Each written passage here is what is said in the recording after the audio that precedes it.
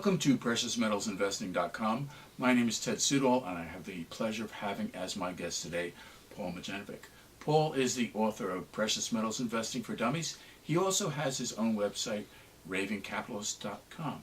And today we're going to follow up on the introduction that we did on collapse.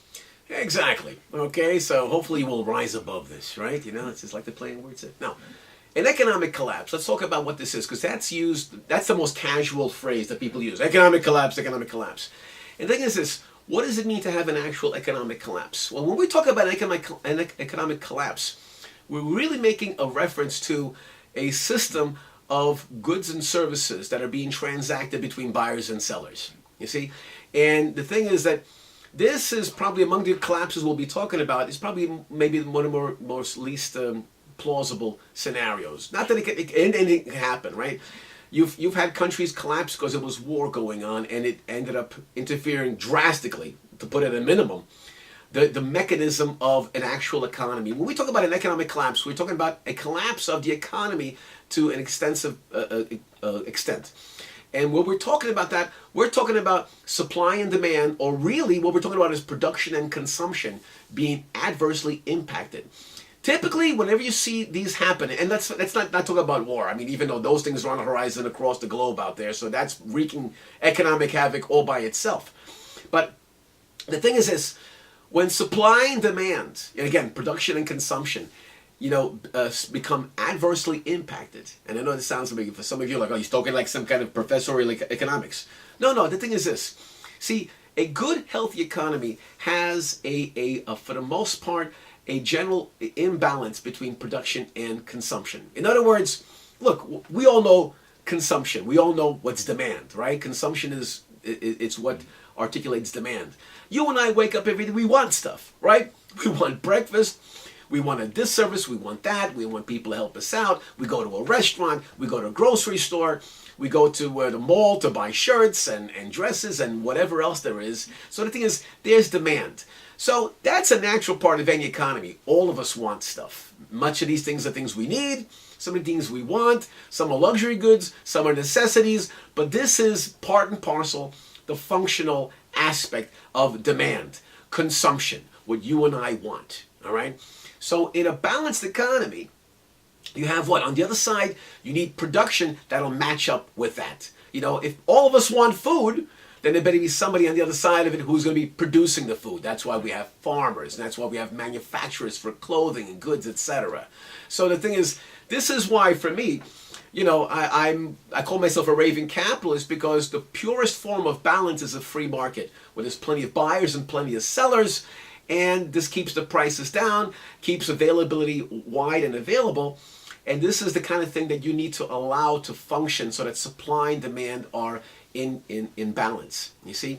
And whenever you've seen an economy collapse, it's typically happened, it's no coincidence that it happens in places where there are, how do I put this, where statist policies, have gone beyond the point where it tipped the balance, and made demand skyrocket and production fall, all right? And then the differential becomes, either shortages or overindulgence in debt, etc. For example, a good example, if I want to use this as a way to really flesh out the point, is where I came from in Yugoslavia. In a communist country, everybody was dependent, and consumption was far and wide, right? Like it always is, like anything. But in a communist country, the mechanisms of production were not, a diverse group of companies that were producing, like small and big companies in a fluid, competitive marketplace where they were, fall over themselves to make a profit so they can sell goods and services to the consumers, so to the customers. It was run by, the state apparatus, which was bureaucracy. And because you didn't have competition, you couldn't do things like price discovery or run things efficiently. So this is why you always hear that in a communist country, the shelves on the supermarket are bare, and people wait months, and they're struggling and whatever. Because what happens in communism is that if you're making a profit, well, that's evil. Alrighty, so therefore, consumption and or dependency rises drastically because we all want stuff. But when you have production shrinking or saddled down or diminished or even outlawed, then what do you have? You have it out of balance. When demand is skyrocketing and supply is down here, what does it come out with? For services, that means long waiting lines. For products, that means there's shortages, you see? And this has been true for thousands of years in this regard. So the point is that you have to encourage production, because that in turn will help demand, it'll help consumption. And this is an important part. For me, if you wreck this balance, then you always end up in collapse. This is why whenever you've seen economic collapses throughout the last 2,000 years, it's always been skyrocketing demand and production, which has either been hampered, diminished, destroyed, outlawed, whatever. In other words, you cannot do that. And sometimes governments or dictators, whatever, feel that they're the problem, the producers. But the point is, when you harm the producers, guess what? You diminish goods and services and what's available for the people who need it. Then they either starve or leave the country or whatever. You want a good example of this? You go to Venezuela. Venezuela, perfect mechanism in place, for collapse. All they could do that the government couldn't control was just produce more of the currency, and you have 100% inflation. But the producers are hampered or tossed in prison. Meanwhile, what does it mean? You have people out there who can't even find, never mind buy it, they can't even find toilet paper, never mind necessities. And it's being ravaged tremendously.